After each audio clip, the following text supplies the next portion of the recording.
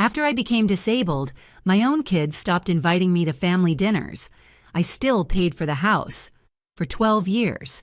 So I quietly blocked their access to the accounts. When they came home to lock doors, well, let me tell you exactly what happened. My name is Dorothy Mitchell, and I'm 73 years old.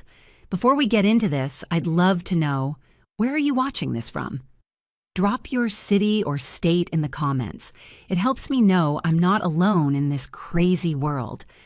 Now, let me take you back to where it all started. It was March 2010 when my life changed forever. I was 61, working as a regional manager for a department store chain, living my best life. My husband Richard had passed 5 years earlier, but I'd built a good life for myself. I had my health, my independence, and my 2 children, Michael, 38, and Jennifer, 35. They both lived in the house Richard and I had bought in 1985, a beautiful 4-bedroom colonial in suburban Connecticut that we'd paid off years ago. The accident happened on a Tuesday morning, black ice on Route 7. My car spun out, hit a barrier, and in those 3 seconds, everything changed. When I woke up in the hospital, the doctors told me about the spinal injury. The words permanent disability and wheelchair kept floating through the fog of pain medication. Michael visited once. Jennifer came twice. They both said the same things. "We're here for you, Mom. We'll help with whatever you need. Family sticks together." I believed them. The rehabilitation was brutal. 3 months of physical therapy, learning to navigate a world that suddenly had too many stairs and not enough ramps. But I was determined. I learned to adapt, to be independent again. The insurance settlement was substantial, enough to modify the house with ramps, a stair lift, and an accessible bathroom, enough to live comfortably if I was careful. Here's what I didn't realize at the time. My children were already making plans. 2 months after I came home from rehab, Jennifer sat me down at the kitchen table. "Mom," she said, stirring her coffee without looking at me, "Greg and I have been thinking, with the kids getting bigger and your situation, maybe it would be better if you looked into one of those assisted living communities." I stared at her. "Assisted living? Jennifer, I'm 61 years old. I'm not dying. I'm disabled." "I know, Mom, but this house has so many stairs, and we're worried about you falling when we're not here." "You live here," I said slowly. "You're always here." She shifted uncomfortably. "Well, that's the thing. Greg got a promotion, and we're thinking about getting our own place. And Michael and Brenda are looking too. We can't stay here forever." Something cold settled in my stomach. "This is my house." "We know that, Mom, but you need to think practically. What if something happens? What if you fall and can't reach the phone?" I wanted to argue, to fight, but I was so tired. The pain medication made everything fuzzy, and I was still adjusting to this new reality. So I said what I thought they needed to hear. "Let me think about it." That conversation should have been my first warning sign, but I was too trusting, too naive. I actually believed my children had my best interests at heart. They didn't move out, not then. And foolishly, I felt relieved. Instead, something more insidious began. It started small, so small I almost didn't notice. Michael stopped coming to the kitchen when I rolled in. Jennifer would take phone calls in another room, lowering her voice when I approached. Their spouses, Greg and Brenda, barely acknowledged me anymore. Then came the Sunday dinners. For 20 years, Sunday dinner had been our family tradition. Even after Richard died, we kept it going. It was sacred. But now, in my own home, I started noticing the dining room door closed more often, hearing laughter and conversation that stopped when I opened it. The first time I wasn't invited, Jennifer claimed it was just a quick meal, nothing special. "We didn't want to bother you, Mom. You seem tired." I wasn't tired. I was right there in the living room. The second time, Michael said it was just him and Brenda grabbing takeout, but I'd seen them setting the table with the good china, my good china, and I'd smelled pot roast cooking for hours. By the 6th month, they stopped making excuses altogether. I'd wheel past the dining room and see my entire family, my children, their spouses, my 4 grandchildren, gathered around the table I'd set thousands of meals on, laughing, talking, living, without me. "Can I join you?" I asked once, my hand on the doorframe. Jennifer looked up, and for just a second, I saw something in her eyes I'd never seen before. Irritation, maybe even disgust. "Mom, we're kind of in the middle of something. Maybe later?" There was no later. There never was. I started eating dinner alone in my bedroom, listening to my family bond over meals in my house, at my table, with my dishes.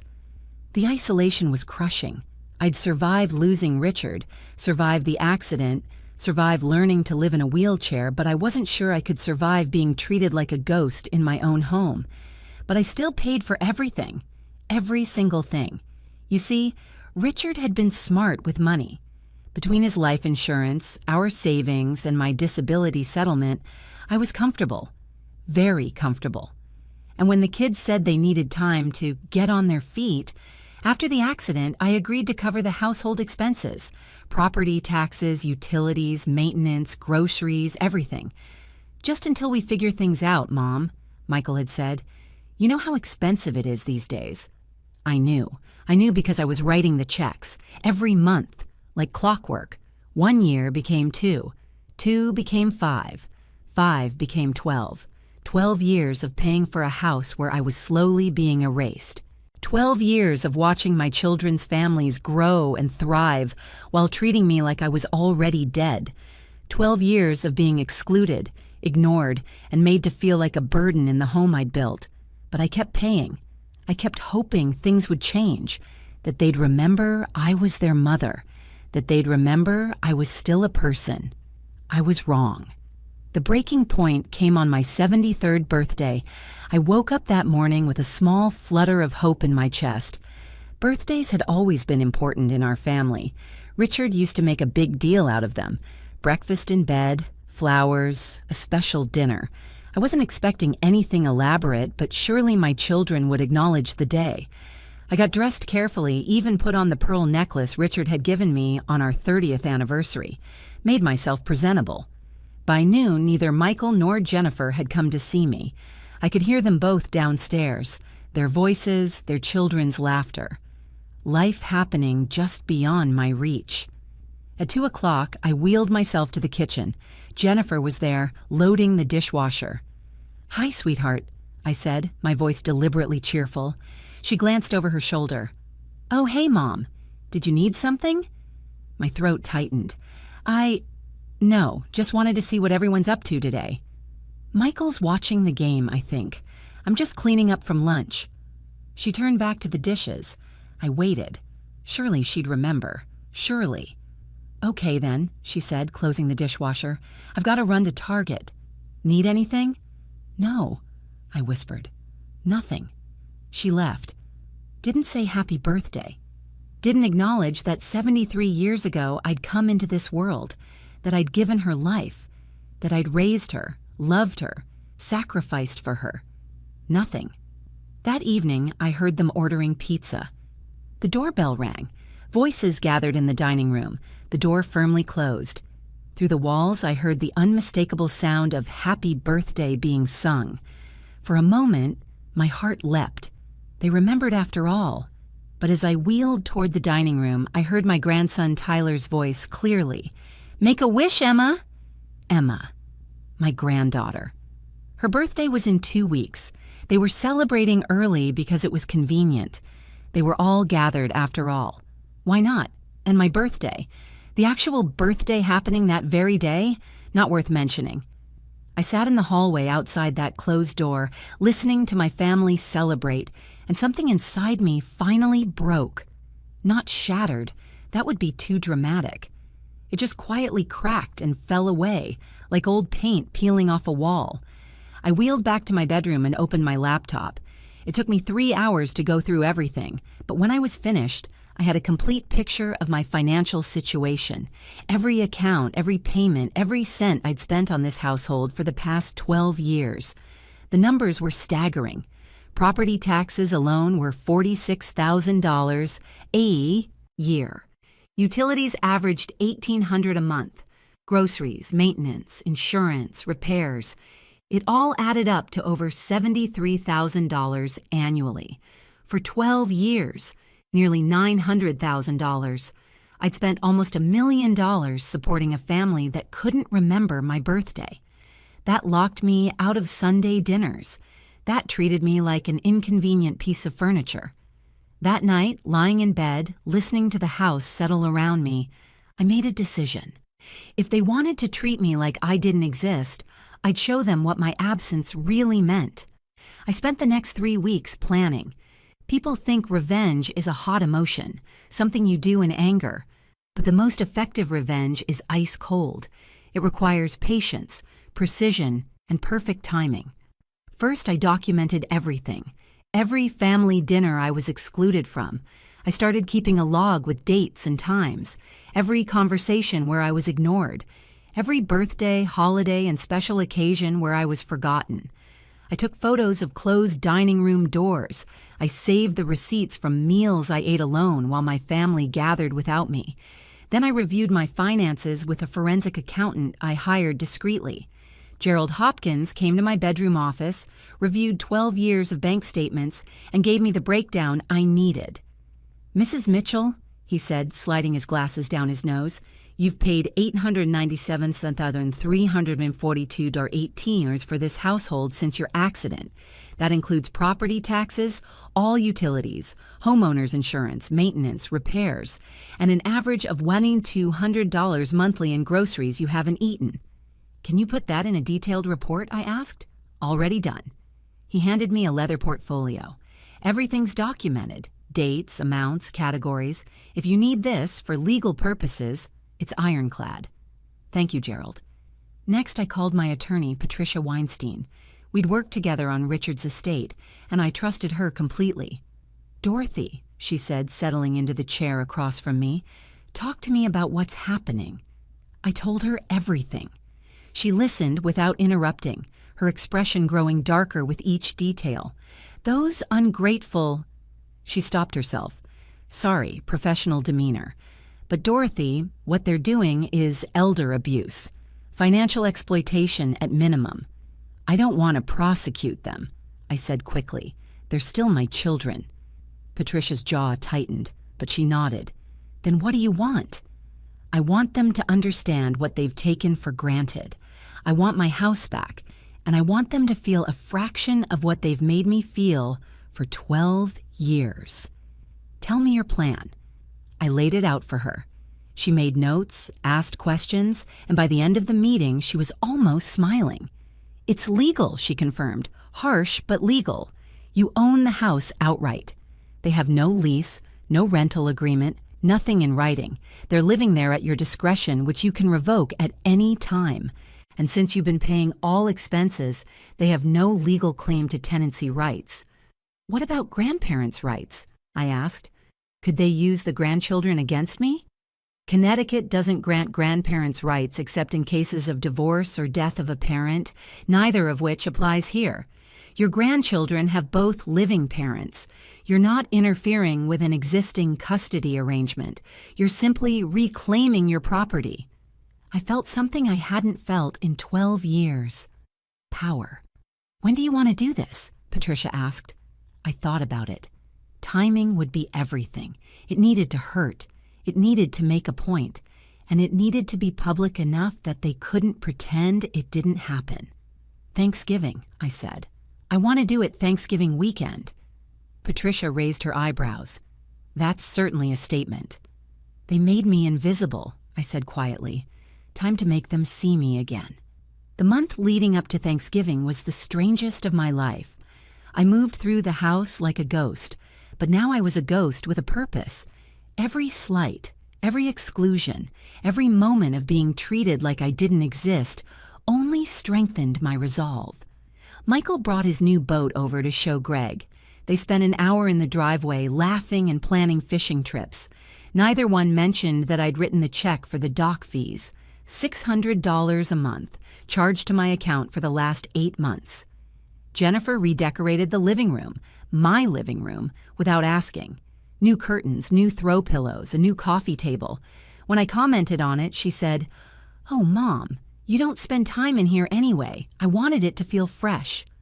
The grandchildren grew more distant. Tyler, now 17, barely looked at me. Emma, 15, would leave a room when I entered. The younger two, Sophia and Jake, had learned from their parents and older siblings. I was furniture, scenery, nothing important. The Sunday dinners continued. Every single week, the dining room door closed. Every single week, I ate alone. But I was counting down now. Each exclusion was another nail in the coffin they were building for themselves. I started making my arrangements quietly. Patricia handled the legal paperwork, formal eviction notices prepared and ready. I contacted a locksmith and explained exactly what I needed and when. I moved my important documents and valuables to a safe deposit box. I set up automatic payments from a separate account for a small apartment I rented across town, a ground floor unit perfect for my wheelchair. Most importantly, I called my bank. Every account that my children had access to, joint checking, the household account, everything, I began the process of removing their authorization. It would take effect the Monday after Thanksgiving. I also documented one final thing. I asked them to join me for Thanksgiving dinner. Jennifer looked uncomfortable. "Mom, we usually do Thanksgiving in the dining room, with everyone." "I know," I said. "I'm asking if I can be included this year." She glanced at Michael, who was standing in the doorway. He shifted his weight, not meeting my eyes. "The thing is, Mom, we have a whole tradition now. The kids expect things a certain way. Having the table in a different configuration might be—" "I'm not asking you to change anything," I interrupted. "I'm asking if your mother can eat Thanksgiving dinner with her family, in her own house." The silence was deafening. "We'll think about it," Michael finally said. They never got back to me. On Thanksgiving morning, I smelled the turkey cooking at 6 a.m., heard Jennifer and Brenda in the kitchen, laughing and chatting, heard my grandchildren arriving, excited voices filling the house. No one came to get me. At 2 o'clock, I wheeled past the dining room. Through the gap in the door, I saw them all gathered, holding hands for grace. Michael at the head of the table, the head of my table, saying a prayer about gratitude and family and blessings. I went back to my room, ate a sandwich, and made my final phone calls. Everything was set for Friday morning, the day after Thanksgiving, the day I became visible again. Friday morning dawned cold and clear. I was awake at 5 a.m., adrenaline singing through my veins. At 6:30, I called the locksmith. "Mrs. Mitchell, we're on our way. Should be there by 8. "Perfect. They usually leave around 9 for Black Friday shopping. We'll be done before then." At 7, I transferred all my essential belongings into my van. Clothes, medications, laptop, important papers, photographs, everything that mattered. The movers were coming later for the furniture pieces that were actually mine, the things Richard and I had bought together. But that could wait. Today was about the message. At 7:45, I heard the familiar chaos of my family preparing to leave. Jennifer shouting about doorbuster sales, the grandchildren arguing about which stores to hit first, Michael saying something about parking strategies. I stayed in my room, door closed, listening to them move through the house like they owned it, because they thought they did. At 8:15, my phone buzzed. The locksmith. "We're here." "Come to the side door," I texted back. "I'll let you in." 20 minutes later, the last of them left. I watched from my window as 4 cars pulled out of the driveway, my driveway. Michael's SUV, Jennifer's minivan, Greg's truck, Brenda's sedan. All of them bought with money they'd saved by not paying rent or utilities or property taxes for 12 years. I met the locksmith crew at the front door. Every exterior door, I confirmed. Front, back, side, garage. And I want the security system code changed. "You got it, Mrs. Mitchell." While they worked, I went through the house methodically. In Michael's room, I found the file where they kept the household account checkbook, my household account. In Jennifer's desk, I found a folder labeled Mom's Expenses, with a detailed breakdown of how much they'd saved over the years. They'd actually been tracking it, celebrating it. The locksmith finished at 10:30. "All set. Here are your new keys, 6 copies like you requested." "Thank you." I paid him in cash, added a generous tip. You've been very professional. Ma'am, if you don't mind me saying, I've been doing this for 20 years. I've changed locks for divorces, evictions, all kinds of situations. But I've never seen someone as calm as you. I smiled. I've had 12 years to prepare for this moment. After he left, I went to each door and tested the new locks. Solid. Secure. Then I changed the security system code from Richard's birthday, which everyone knew, to the date of my accident. The date everything changed. Finally, I logged into my bank account and executed the changes I'd prepared. One by one, I removed Michael and Jennifer's access from every account. Joint checking. Closed. Household account. Their names deleted. Credit cards I'd added them to for emergencies. Canceled. I watched the confirmations pop up on my screen, each one a small victory. The house was silent around me. Truly mine for the first time in 12 years. I made myself a cup of tea, wheeled to the front window, and waited. They'd be home soon, and they were in for quite a surprise. They came back at 2:30. I heard the cars first, pulling into the driveway with that familiar casual confidence. Doors slamming, shopping bags rustling, Tyler complaining about the crowds, Emma laughing at something on her phone. Michael reached the front door first. I heard his key slide into the lock. Turn. Stop. He tried again. I could picture his face, confused, but not yet concerned. That's weird, he called out. My key's not working. Let me try mine, Jennifer's voice. Another key, another failed attempt. Maybe the lock's frozen, Greg suggested. It's 45 degrees out, Brenda said. Locks don't freeze at 45 degrees. They tried the side door, the back door. I heard them rattling the garage door, testing windows, their voices getting louder, more frantic. Michael called my phone. I let it ring. He called again and again. Finally, I answered. Yes? Mom, we're locked out. Something's wrong with the locks. Nothing's wrong with the locks, Michael. They work perfectly fine. You just don't have keys that fit them anymore. Silence. Then, what? I changed the locks. This is my house. I'm revoking your permission to live here. Mom, what are you talking about? Is this some kind of joke?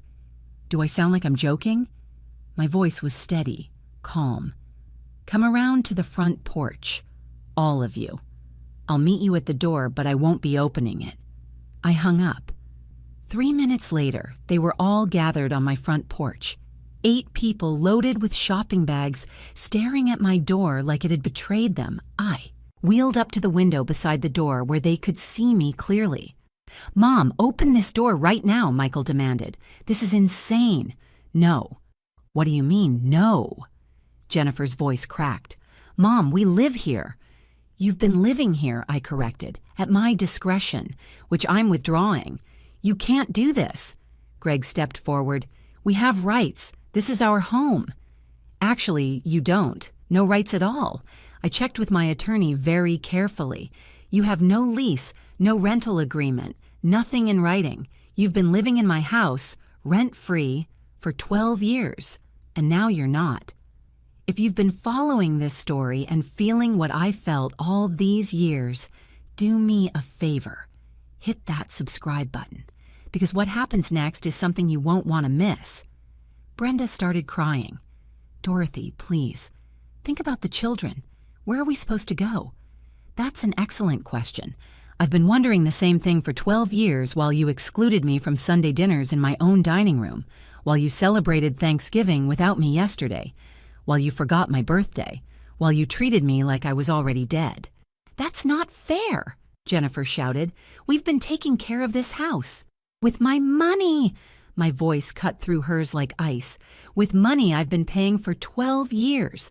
$897 and $342.18 to be exact. The number hung in the air like a bomb. I watched their faces change as they did the math. Michael's jaw went slack. Jennifer turned pale. That's not possible, Michael stammered. It's not only possible, it's documented. I held up the leather portfolio Gerald had prepared. Every payment, every bill, every expense.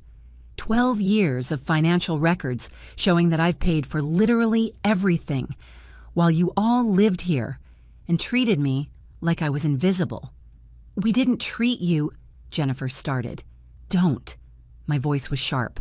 Don't you dare lie to me right now. I have a log, dates, times, photos, 87 Sunday dinners I was excluded from, 23 holidays, 12 birthdays you forgot. Do you want to see it? Because my attorney has copies of everything. Your attorney? Greg's face flushed red. You're threatening us with lawyers? Over hurt feelings? Over elder abuse, I said flatly.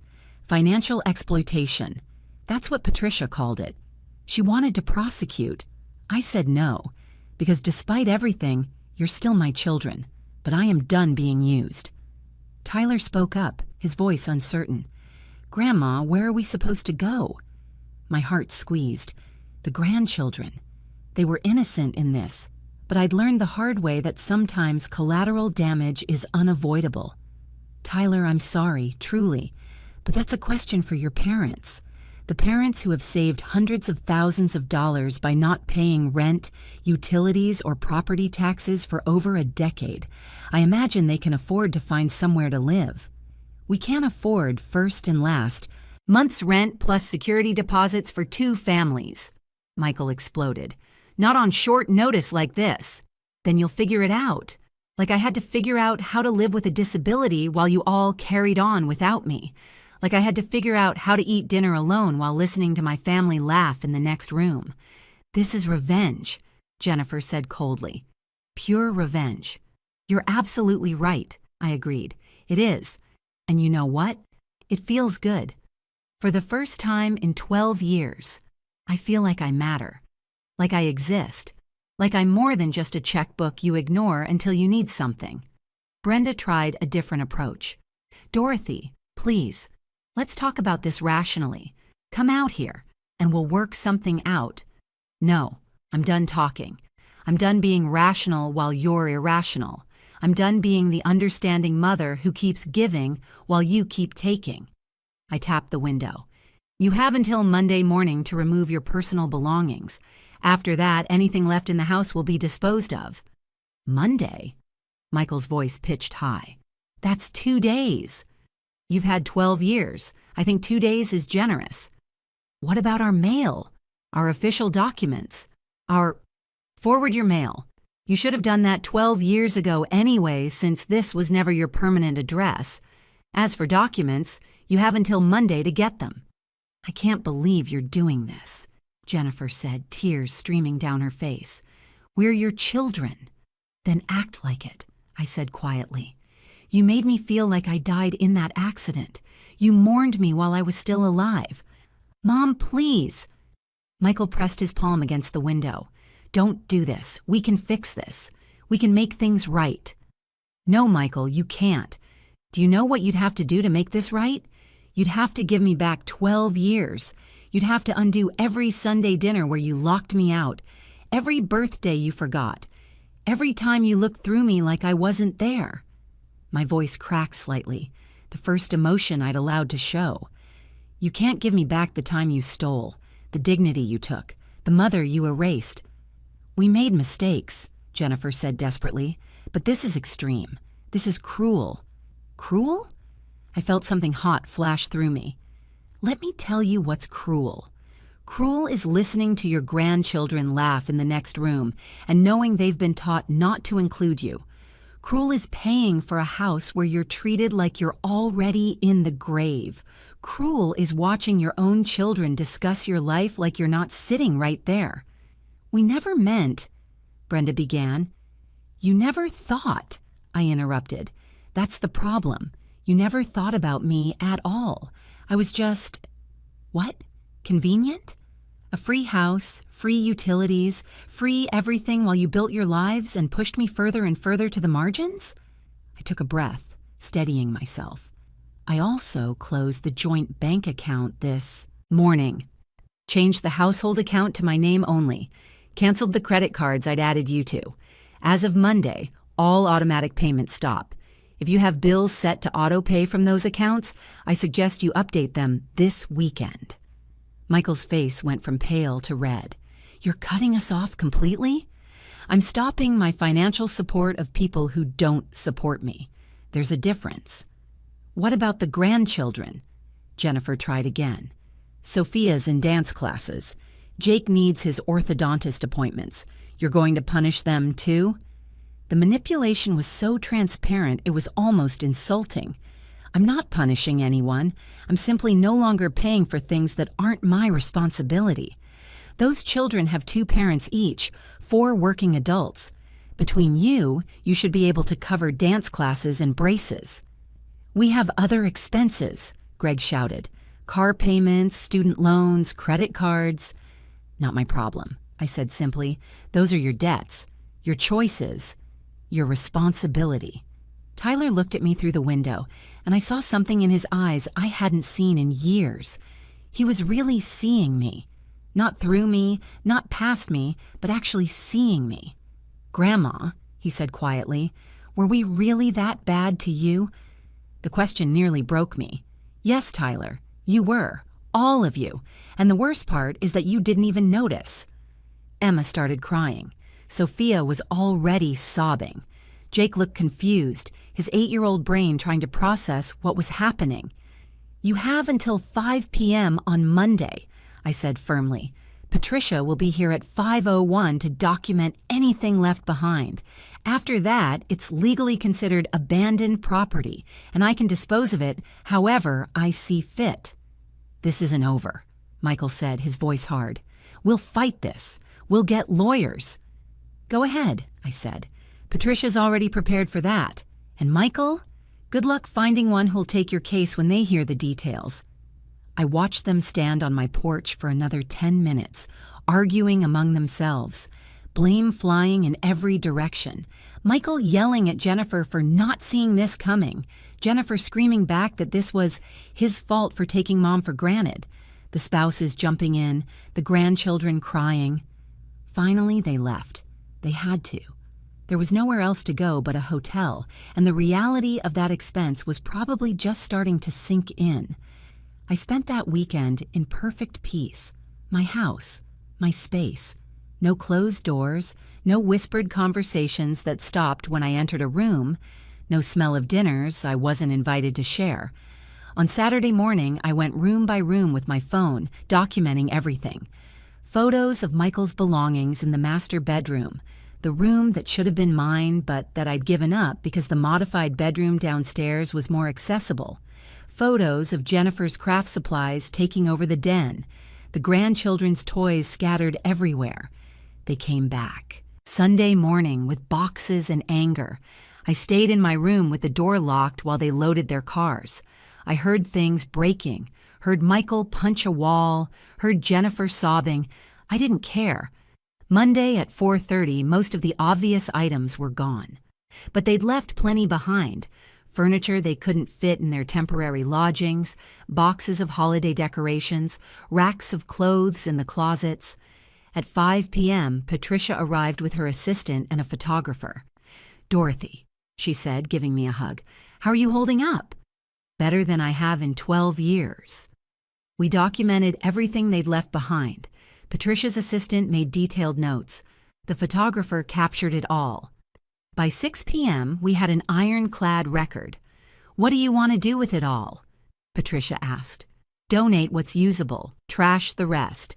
I want this house empty and mine again. She nodded. I'll arrange it. My children tried to reconcile 3 weeks later. Jennifer called, crying, saying they'd made a mistake. Michael showed up at the door with flowers. They sent the grandchildren with letters they'd clearly been coached to write. I listened. I read the letters. I even let Michael in for coffee. But I didn't let them move back in. I didn't restore their account access. I didn't resume paying their bills. You taught me something valuable, I told Michael that day. You taught me that being someone's mother doesn't guarantee their respect. That has to be earned. And you've shown me for 12 years that you don't respect me. Maybe one day we can rebuild something, but it won't be the same. And it won't be with me supporting you financially while you erase me emotionally. That was 6 months ago. I still live in my house, Now truly alone but not lonely. I've joined a book club, started volunteering at the library, made friends who actually want to spend time with me. My children and I have dinner once a month at a restaurant. Neutral ground. They're learning to treat me like a person again, but it's slow. The grandchildren are starting to open up. I got my justice. Not revenge, justice. There's a difference. And that locked door? It finally made them see what they'd been shutting out all along.